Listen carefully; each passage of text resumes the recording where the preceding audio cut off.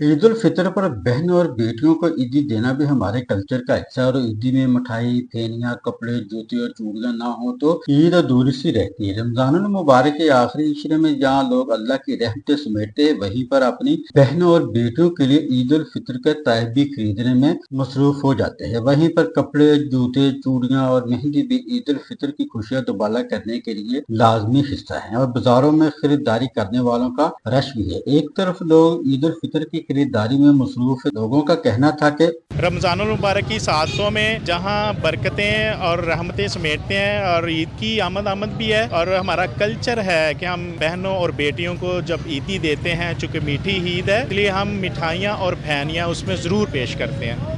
रहमतों और बरकतों के इस माह रमज़ानुल मुबारक में लोगों का हुकूमत से मुतालबा के मलबूसात और दीगर इशा पर अवाम को खसूसी रियायत दी जाए ताकि तमाम मुसलमान ईद उल फितर की खुशियों को जोशो खरोश और मजहबी जज्बे के साथ मना सके। कैमरा मैन जाहिद अंसारी के साथ वाच न्यूज फैसलाबाद।